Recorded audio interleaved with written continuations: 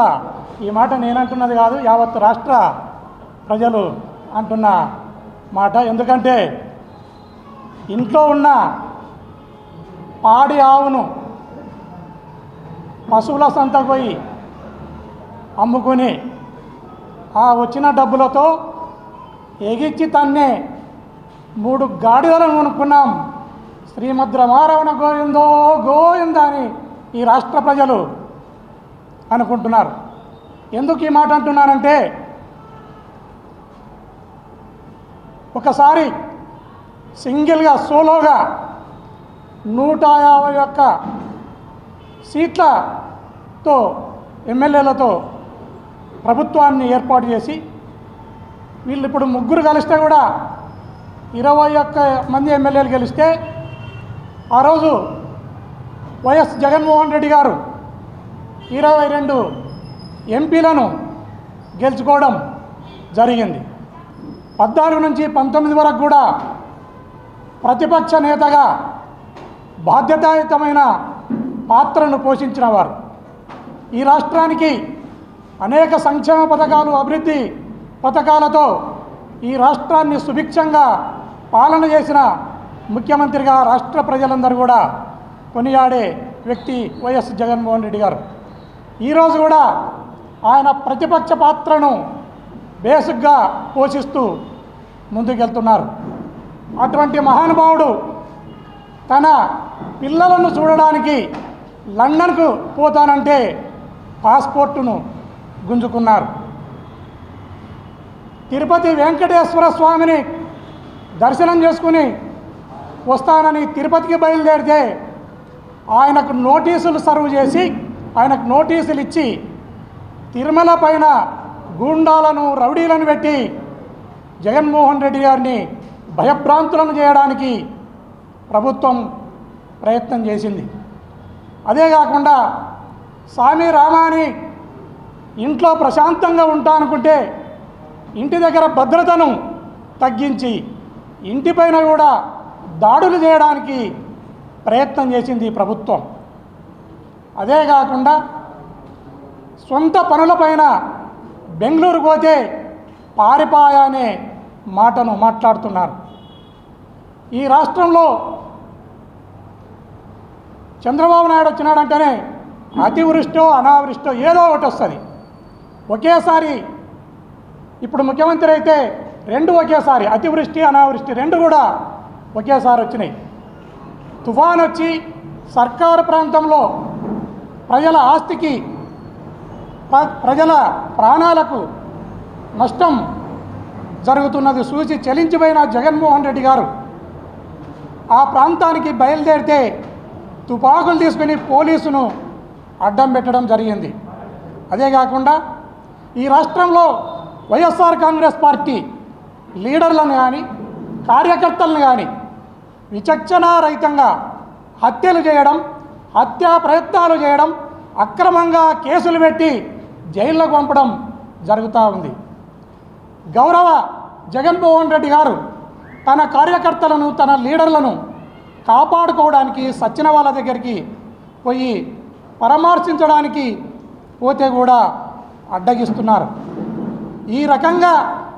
ఈ రకమైన దుర్మార్గమైన పరిపాలన, ఇది ప్రజాస్వామ్య పరిపాలన అనాలనా, లేక రజాకారులను, తాలిబన్లను తలపిస్తుంది ఈ ప్రభుత్వం అనేది నేను తెలియజేస్తున్నాను.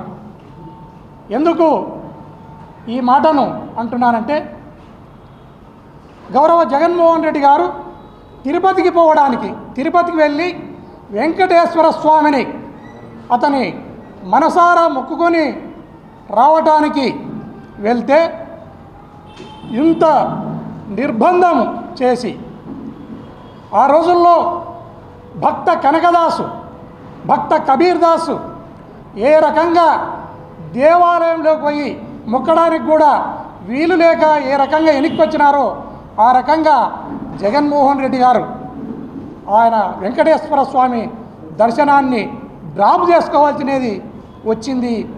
ఈ విషయాన్ని రాష్ట్ర ప్రజలు, ఈవెన్ తెలుగుదేశం పార్టీకి ఓటేసిన ప్రజలు కూడా చాలా అసహించుకుంటున్నారు, చాలా హర్ట్ అయినారనేది ఈ సందర్భంగా నేను తెలియజేస్తున్నాను. అదే కాకుండా ఈ 4 నెలల కాలంలో ఈ కూటమి ప్రభుత్వం ఏ రకమైన రాష్ట్రంలో మీరే ఉన్నారు, కేంద్రంలో మీరే ఉన్నారు. మీరు ప్రత్యేక హోదాను అడగవచ్చు, విశాఖ ఉక్కును అడగవచ్చు, పోలవరం డ్యామును అడగవచ్చు, రాయలసీమ లిఫ్ట్ ఇరిగేషన్ అడగవచ్చు. ఇవన్నీ పక్కన పెట్టి మీరు ఒక అర్థం పర్థం లేని లడ్డు జోలివైనావు, నీకు దేవుడు గడ్డి పెట్టినాడు. నెయ్యి జోలివైనావు, నువ్వు గొయ్యిలో అన్నావు. నువ్వు సిట్ అన్నావు, వెంకటేశ్వర స్వామి సిబిఐ అన్నాడు. నువ్వు ఇది గుర్తుపెట్టుకోవాలి, నీ దుర్మార్గమైన పరిపాలన. అవి ఏవి కూడా నువ్వు ప్రత్యేక హోదా కానీ, లేదా విశాఖ ఉక్కు కానీ, పోలవరం ప్రాజెక్టు కానీ, రాయలసీమ లిఫ్ట్ ఇరిగేషన్ కానీ, లేకపోతే నీకు 15 నీకు 15 నీకు 15 నీకు 15 నీకు 18 అనే మాటను ఏదైతే చెప్పినారో మీరు దాన్ని అమలుపరిచే విధంగా కానీ, మీరు ఆ రోజు నిరుద్యోగులకు ఉద్యోగ వృత్తిని ఇస్తానన్నావు, ఉద్యోగస్తులకు బంగారం కిరీటం పెడతా అన్నావు. ఇవి ఏవి కూడా చేయలేక సూపర్ 6 అన్నావు, గ్యాస్ సిలిండర్లు అన్నావు, ఉచిత బస్సు అన్నావు, రకరకాల హామీలు ఇచ్చి ఆ హామీలలో ఏ ఒక్క హామీని కూడా నువ్వు అమలు చేయలేక ఈరోజు పొలిటికల్ డైవర్షన్ తీసుకొని మీరు ప్రజల చూపుని లడ్డు వైపు లేదా నెయ్యి వైపు మరల్చడానికి మీరు ప్రయత్నం చేస్తున్నారు. దయచేసి ఈ ప్రయత్నాన్ని ఇప్పటికైనా మానుకొని మీరు ప్రజల సంక్షేమం వైపు, అభివృద్ధి వైపు ఆలోచించాలని ఈ సందర్భంగా తెలియజేస్తున్నాను. అదే కాకుండా సనాతనం జగన్మోహన్ రెడ్డి గారిని తిరుమలకు పోవాలంటే సనాతనం అనేది అడ్డం వస్తూ ఉందని మీరు మాట్లాడుతున్నారు. సనాతనం అనే పదానికి అర్థం కాలాన్ని బట్టి, యుగాలను బట్టి మారుతుంటుంది. సనాతనం అంటే సత్యవాక్కు పరిపాలన. సనాతనం అంటే పాలకుడు ప్రజలను సంక్షేమంగా కనిపెట్టుకొని ఉండడం, లేదా ప్రజల సంక్షేమానికి కట్టుబడి ఉండడం. ఇది నేను చెప్పిన మాట కాదు. భారతంలో భీష్మాచార్యుడు పాండవులకు చెప్పిన మాట. సనాతనం అంటే అర్థం సత్యవాక్ పరిపాలన, పాలకుడు ప్రజలను సంక్షేమంగా కనిపెట్టుకుని ఉండడం, సంక్షేమంగా పాలన చేయడం అనేది భీష్మాచార్యుడు చెప్పడం జరిగింది. యుగాలను బట్టి, కాలాన్ని బట్టి ఆ యుగానికి అది. ఇప్పుడు ఇది ప్రజాస్వామిక యుగం. ఈ ప్రజాస్వామిక యుగంలో ధర్మం అనేది రాజ్యాంగబద్ధమైనది. ధర్మం అనేది రాజ్యాంగబద్ధమైనది. అదే కాకుండా ఆ ధర్మము, ఆ రాజ్యాంగము మత ప్రసక్తి లేని లౌకికత్వానికి కట్టుబడి ఉన్నదే ఈరోజు సనాతన ధర్మం యొక్క అర్థం. సనాతన ధర్మానికి మరొకసారి ఈ యుగంలో అర్థం చెప్తున్నాను. దయచేసి కూటమి ప్రభుత్వం వినాలి, దీన్ని అర్థం చేసుకోవాలని తెలియజేస్తున్నాను. కాలాన్ని బట్టి, యుగాలను బట్టి సనాతనం యొక్క అర్థం మారుతుంది. ఈ ప్రజాస్వామిక యుగంలో ధర్మం అనేది రాజ్యాంగబద్ధమైనది. ఈ రాజ్యాంగబద్ధమైన ధర్మము మత ప్రసక్తి లేని లౌకికత్వానికి మన రాజ్యాంగము కట్టుబడి ఉంది. మనం ఈ రాజ్యాంగానికి కట్టుబడి మాత్రమే పరిపాలనను కొనసాగించవలసినది ఉంటుందనేది కూటమి ప్రభుత్వం కానీ, సనాతనాన్ని గురించి మాట్లాడుతున్న పవన్ కళ్యాణ్ గారు కానీ దీన్ని ఆలకించాలని ఈ సందర్భంగా తెలియజేస్తున్నాను. సనాతనం అంటే హిందూ ధర్మ పరిరక్షణ అని నువ్వు మాట్లాడుతున్నావు. హిందూ ధర్మ పరిరక్షణ కోసం ఈ దేశంలో హిందూ ధర్మపీఠాలు ఎన్నో ఉన్నాయి. మరొక నీ రాజకీయ పీఠం ఆ సనాతనాన్ని కాపాడడానికి అక్కరలేదు. నువ్వు రాజ్యాంగాన్ని కాపాడాల్సిన వ్యక్తివి. నువ్వు రాజ్యాంగబద్ధంగా నడుచుకోవాలని ఈ సందర్భంగా తెలియజేస్తున్నాను. అదేవిధంగా మిత్రులారా, హిందూ ధర్మం అనేది ఎంతటి సాంప్రదాయాన్ని కలిగి ఉందో ఒకసారి మనం అర్థం చేసుకుంటే, హిందువులమైన నేను కూడా ఒక హిందువుగా మాట్లాడుతున్నా. పీర్ల పండుగలు వస్తాయి. దేశమంతటా పీర్ల పండుగలు, పల్లెల్లో పీర్ల పండుగలు చేసుకుంటారు. ఆ పీర్లు పైలేకొచ్చేది హిందువులకు. గుండాన్ని దవ్వేది హిందువులు. గుండంలో అగ్గేసేది హిందువులు. గుండం చుట్టూ సాహసం దక్కేది హిందువులు. అలాయ్ బలాయి తీసేది హిందువులు. అసలు హిందువులు మస్తాన్ రెడ్డి అనే పేరు పెట్టుకుంటారు, దస్తగిరి రెడ్డి అనే పెట్టుకుంటారు, హుసేన్ అనే పేరు పెట్టుకుంటారు, మౌలాలి అనే పేరు పెట్టుకుంటారు. పెట్టుకున్నంత మాత్రాన నువ్వు వారిని హిందువు కాదు, నువ్వు దేవాలయంలోకి వచ్చి మొక్కడానికి వీలు లేదు అనే దమ్ము ధైర్యం ఉందా అని ఈ కూటమి ప్రభుత్వాన్ని నేను ప్రశ్నిస్తున్నాను. ఇంకోటి, మనం పీర్ల పండుగలో హిందువుల పిల్లలు ఫకీర్లు అవుతారు. ఆ 10 రోజులు హిందువుల పిల్లలు స్వయంగా ఫకీర్ దారం అనేది ఒకటి కట్టుకుని ఫకీర్ దారాన్ని మెడలో వేసుకుని ఆ పండగ అయిపోయేంత వరకు కూడా ఫకీర్లు అవుతారు హిందువులు.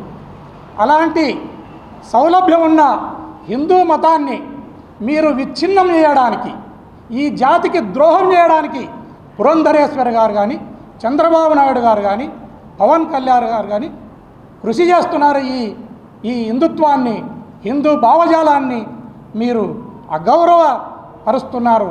మీలాంటి వ్యక్తులు, దుర్మార్గులు, మీలాంటి మనువాదులు ఉన్నందుకే ఆ రోజు డాక్టర్ బిఆర్ అంబేద్కర్ గారు కూడా, ఈరోజు జగన్మోహన్ రెడ్డి గారికి జరిగిన అన్యాయమే ఆయనకు కూడా జరిగింది. కాబట్టి హిందూ మతం నుంచి ఆయన బౌద్ధ మతాన్ని స్వీకరించడం జరిగింది. దీన్ని హిందూ మతోన్మాదులు కానీ, కుహనా హిందువుల ముసుగులో ఉన్నవాళ్ళు కానీ దీన్ని గమనించాలి. అయ్యా పవన్ కళ్యాణ్ గారు, నువ్వు హిందూ ముసుగులో నువ్వు తలదాల్చుకోవడానికి హిందూ మతం పనికొస్తుంది. హిందువుల ఓట్ల కోసం హిందూ మతం నీకు గుర్తొస్తుంది. నేను మాట్లాడకూడదు కానీ ఇంకా విధి లేక మాట్లాడుతున్నాను. నీకు భార్య మాత్రం విదేశీ మహిళ, ఒక క్రిస్టియన్ మతస్థురాలు నీకు భార్య కావాల్సి వచ్చింది. ఓట్లేమో హిందువులే కావాలా. నీకు మతం ముసుగులో నువ్వు హిందూ మతం ముసుగులో మాత్రం హిందూ మతం నీడలో నువ్వు తలదాల్చుకుంటావు. కానీ నీవు అంతరాన సనాతన ధర్మం అనే మాట్లాడే వ్యక్తివి. నువ్వు నీ తప్పుపడతలేను. నీ మ్యారేజ్ని నేను స్వాగతిస్తున్నాను. నేనేం నిన్ను తప్పుపట్టాను. కానీ నువ్వు ఒకసారి ఆత్మశోధన చేసుకో, ఆత్మ పరిశీలన చేసుకో. నువ్వు ఎవరిని పెళ్లి చేసుకున్నావు? ఒక విదేశీ మహిళను, ఒక క్రిస్టియన్ మతస్థురాల్ని పెళ్లి చేసుకున్నావు. నేను దాన్ని స్వాగతిస్తున్నా. కానీ నువ్వు దాన్నే నువ్వు వక్రీకరించి చెప్పడానికి, ప్రజలను మభ్యపెట్టడానికి ప్రయత్నం చేస్తున్నావు. దయచేసి నీవు ఆ రోజు ఎలక్షన్ల కంటే ముందు భగత్ సింగ్ అన్నావు, అల్లూరి సీతారామరాజు అన్నావు, రకరకాల చెగువేర అన్నావు అని వీరుణ్ణు సూర్యుణ్ణని ఈరోజు కనపల్లెల కల్లా కాళ్ళకు మొక్కుతున్నావు. వంగొంగి అటు ఇటు గానులు పెట్టినట్లు వంగొంగి మెట్లకు బొట్లు పెడుతున్నావు. ఇదేమి హిందూ మత ధర్మమయ్యా అని నిన్ను ప్రశ్నిస్తున్నాను. ఆ రోజు నేను ముఖ్యమంత్రిని అయితేనే సుగాలి ప్రీతి కేసును మొట్టమొదట ఆ కుటుంబానికి న్యాయం చేసేటట్ల నేను చర్యలు తీసుకుంటానే మాట అని చెప్పినావు. దాన్ని గాలికి వదిలేస్తుంది. ఈ రాష్ట్రంలో 30,000 మంది మహిళలు అదృశ్యమైనారు, నాకు కేంద్రం చెప్పింది అనే మాట అని చెప్పినావు. దాని మీద ఇన్వెస్టిగేషన్ ఏమైంది? ఆ మహిళలనల్లా తీసుకుని వచ్చినవా? ఆ 30,000లో ఏ ఒక్కరైనా తెచ్చి నువ్వు వారి ఇళ్లలో అప్పచెప్పినావాయా పవన్ కళ్యాణ్ గారని ఈ సందర్భంగా అడుగుతున్నాను. అదేవిధంగా ఈ రాష్ట్రంలో ముచ్చుమరిలో వాసంతి అనే చిన్న పాప, ఆ బాబను హత్య చేసి అత్యాచారం చేసి చంపేస్తే ఈ రోజుకు అతి లేదు గతి లేదు, నేరస్తులు ఇప్పటి వరకు దొరకలేదు. తర్వాత ఈరోజు పొంగనూరులో అంజుమనే పసిపాప పైన హత్య చేయడం జరిగింది. అది అత్యాచారం కూడా చేసినారా అనేది తేలవలసినది ఉంది. మళ్ళీ ఈ 2 కేసుల్లో, ఈ చిన్న పసిపాపల హత్య కేసుల్లో ఈ ప్రభుత్వం ఏం చేస్తూ ఉంది? ఈ రాష్ట్రానికి ఒక మహిళ హోమ్ మినిస్టర్గా ఉన్నారు. అబద్ధాలాడే అనితమ్మ, దయచేసి ఈ 2 పసిపిల్లల హత్యను తొందరగా ఛేదించండి.